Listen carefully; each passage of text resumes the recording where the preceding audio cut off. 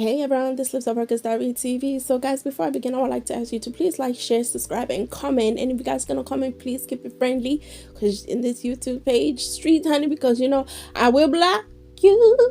Yes, I will. Okay, you better lay low. That's what Drake should be doing. But anyway, guys, I just wanna say we're about to talk about Karen, Drake, Karen.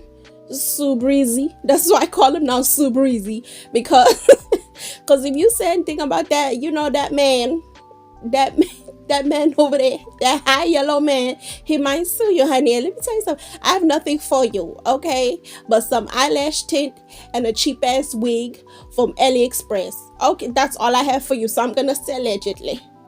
But I'm not gonna say anything crazy. I'm gonna let Joe say all the crazy stuff. So guys, a lot of people waiting for Joe Budden to come out and speak, and Joe Budden has come out and speak, and Joe Budden kind of literally was, I think he was reading my mind. He was kind of speaking most of the things that I think half of us were thinking, like, what is the end game to this? And I like how I like how people are keeping Drake accountable, because I like how people are starting to actually point it out, like, no, like, he's been like this. Like, they even said on Joe Budden, they said it's not the first time he pulled this move. He did that in the Degrassi days. He said he wanted to rap, and it's gonna make him look lame if he looks like Wheelchair Jimmy.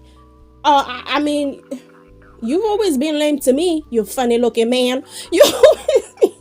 Drake I never seen Drake and be like, yeah, give me that. Never. I always thought he was a weird looking guy. I always thought he was a weirdo, honey. I'm not saying I'm the finest thing on the earth, but Drake would have never been my type. Even if I was an ugly duckling, he would have never been my type, because he just gives corny. Even when he speaks, it gives corny. I'm not saying people who speak like him, or yeah, I'm not saying that, but Drake is just corny to me. And Joe Budden was kind of saying that he was a bit hurt with what's going on, like it felt like it was him. And I was like, okay, cut it out, Delilah. Why are you trying to make this about you?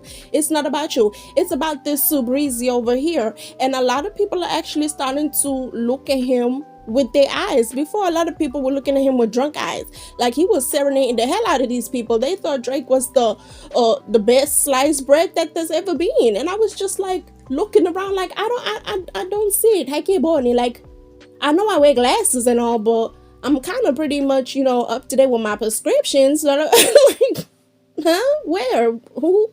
Like, he never. I always, because I'm a Virgo, and I know you're gonna be like, oh yeah, you go with the stuff. Yeah, I'm a Virgo, and when I seen him, when I born at him, when I Kimuboni coming, I was like, I was like, there's something off with him. Something off. I would tell my sister this all the time. I was like, there's something off with him. He doesn't mesh with my soul, and he would never be something I'll be interested in. And I don't listen to him. I really don't. But yeah, so back to the Joe Budden thing. So Joe Budden and them were basically just, speaking facts. They said that, oh, this is not the first time he did it, and what is his end goal? And that's what we really need to ask ourselves. What is your end goal, Drake? Like, are you literally trying to set fire to the rain, burn and crash, honey? And like, what is it? Like, do you want us to be like one of those that episode on that channel on YouTube, Where Are They Now? That's what's gonna happen to you if you keep it up. And people keep talking about, oh, he has money, yeah, he has money, but money doesn't last forever. And if people start closing doors in your face, trust me, money is not gonna last forever. How many celebrities we thought had money like that came out and be like, no, I actually am broke? Like, rest in peace, the cat lady. She had millions and millions, honey. They say to her, as the years went on towards the, her aging time, she said she was literally living off Social Security. So it just shows it doesn't matter how much money you think you have. If doors start closing, and apparently, allegedly, they say this man has a heavy a gambling problem, and if that, and that's an addiction, that is a problem. If you don't get it under control, honey, okay, yeah, you might not be rich that long. So a lot of people keep saying, oh, he has money. I'm sick of this money talk. People need to realize that just because it says you have money, but do you have money on paper? Do you have money in your account? Do you have money under your bed? Do you have money in your shoe? Like, do you have money? And they say allegedly this man likes a lavish style. So if doors start closing in Sarisha's face, money talk is not gonna be in the thing again. But like I said, people are blinded by the glitz and glamour, and they think just because somebody has a fur coat, honey, and a pair of glasses that says Gucci, that they have money. Okay. Anyway, I guess we all have money because I have a fur in my wardrobe right now, and a fake ass Louis Vuitton pair of glasses that I bought at the boutique. Okay, but anyway, guys, this Lips of Burgers Diary TV. Please like and subscribe and have a new content creator who's not content creator, but something around the mouth on this YouTube streets. I think he got a claim. I think he has a claim, and I think I'm not with the violence. Right, I'm not with nobody crib getting shot up. I think it also said the day after somebody was trying to dig a hole and dig a tunnel through his crib and yada yada yada yada. But I want to say, shit, I watched that house be built for however many years. That house has been featured in Architectural Digest, in every fly magazine that there is.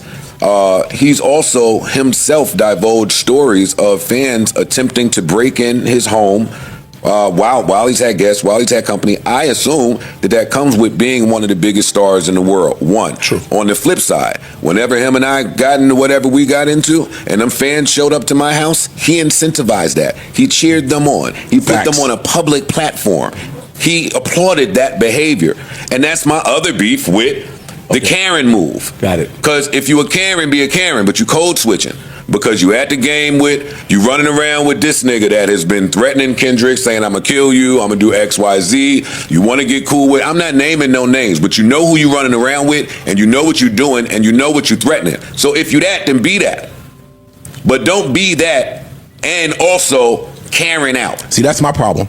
That's my problem. That's part of the not like us foundation that he was building. That part right there, because you run around being mob ties, mafioso, all of this other shit, saying you know what he been saying. Put it on the song. You put it on the recent record. You know what he been saying. So you're doing all of that, and then this is your retaliation when something happens. He's playing both. I just don't like that, bro. He's playing both sides. It's nasty in the sky. But what if he's speaking for the people who always wanted to go against the label? He's not though. This is all very self-serving. There's a lot of. What if he's standing up for those people? What if he's saying that I am the one that can change this? I am the one. That's not his incentive. It don't matter. What will change? Sorry, man. I'm sorry. I didn't hear you, man. I was just going to say that's not his incentive. Okay, I understand what you're saying, but I was with that with the first lawsuit. Yeah, even though I thought it was bullshit, I was with that. I'm still once you withdrew that and now are claiming defamation and harassment. Because we've been hearing about the label and this shit for years. I'm with this one too. The Super Bowl is coming up in a month. I don't want you to get on the biggest national platform in the world and say I'm a pedophile. Shouldn't have took it there. Ice. We come up here and say that's your argument with Eric. That don't have nothing to do with what he talking about with the label. If y'all niggas is putting money behind a record that's claiming I'm a pedophile, I have a problem with y'all doing that. It's not about Kendrick. It does have something to do with that. It has a lot to do with that. It has nothing to do with the label. We don't get him called a pedophile. We don't know that we get that. Dog. We don't know that. We are here. You opened a door and you didn't like what came out the door. So what? I'm not suing Kendrick Lamar. I'm suing the record label that is promoting me being a fucking pedophile, and I feel like Lamar record. I have a problem with the label promoting an album that says I'm a pedophile. He can have that feeling. So he can have all the feelings he wants. Why? Kendrick can have a feeling about him saying, yo, you beat your wife. If you beat your wife, your kids. It's all of that shit. And if Kendrick wanted to sue Universal for putting marketing dollars behind that, then Kendrick will be well within his right to do. He is the one that throughout multiple songs was telling you for years about why he could never go independent. He was the one for years telling you how great of a relationship that he had with Lucien and Universal. He has thrown his status in every artist's face. That's true. To say, I am in a different position. Yeah. The game is the game, and no, you are not. There is nobody that we've seen or that I can think of that has proved to ever be bigger than the system. And when you volunteer to play in that system, in any field, by the way, there are the same way you generated numbers, the same way you generated streams, there are expectations, quotas, and money being spent on you. You have been the proof of concept for their matrix. For where the game was with he's been the streaming baby. Yeah. He's been the proof of concept for Apple Spotify and the labels in terms of streaming. Correct. When the music business was in a disarray before streaming. Mm-hmm. So this dates back to the Napster fight to me. Ooh. So don't ever think as proof of concept that it's all you, right? Like, and that's the difference for me in some of the examples I heard you say. With Floyd, there came a day where he knew it was all him. It's all me. The rest of y'all can eat, the town can eat, Vegas can eat, and he get those perks in Vegas. They treat him like he does. Hey, open up the stores. Yes. The difference between the boxing or NBA analogy and the music analogy is that when the Lakers are playing whoever, the Knicks, right? Mm-hmm. That game is happening right now, and that's the game. When Drake is putting out music, all of the games in the history of music are happening at the same time. Mm-hmm. It's not quite the same. I was just giving. Yeah, I get what you're saying. To your point, but if I put up 16 championships, I think, like you said the other day, everybody thinks they're the man, and they're the last to get to know that they may not be the man no more. I'm not saying he's not the man no more, but if he ain't, he gonna be the last nigga to know it. Maybe true. So when you go in the office now that treated you like royalty for the last decade, and now they're talking to you a little differently, you might feel some type of way. So you feel like he might have had a stronger position maybe 5 years ago? I think that I think he would have had a stronger position. And I think they might have sold him a bridge. That's even if they was bullshitting with him, they sold him on, yo, you, him, me and you, baby, we gonna be big. We gonna be the biggest. You know what I'm saying? But he was in the bridge business. He was out looking for a bridge. Mm-hmm. That's back to my point about independence. And again, you sound crazy, or you sounded crazy talking about that with the biggest streamed artists in the universe. Mm-hmm. But this is why. Take whatever equity that they gained you. There was a period where all of that 3 a.m. spooky time, the countdown shit, whatever he was doing, where he could press a button. The world stopped. Yeah, but bigger than that, how we distributed music changed. Out the year. So we talked about it for years up here. It didn't cost you any more to make a song and put it out. There's no overhead. There's no radio fees. There's no this fees. There's no storage fees. There's no volume. It's you now. Yeah. It's not just you were the man on the music tip. We were at the precipice of a change to where somebody that had leverage and could dictate it. And that's why I was running around saying this boy's the one right here. But who was the somebody that you were referring to? Drake? Yeah, for me. Okay. No, I was asking. I didn't know if you were talking about Drake or the I'm talking about Aubrey. To your example though, when there was times where he would upload in the middle of the night, scary hours, excuse me, all of that, and like you said, the world would stop. Yeah. I think the label saw that. So part of the deal is you can't do that no more. But that's part of the deal is just like we know other artists that can't, like I said, can't put a freestyle out now because of what they signed. The label now understands that it's not just about an iTunes or now your value is also in what you upload on Instagram.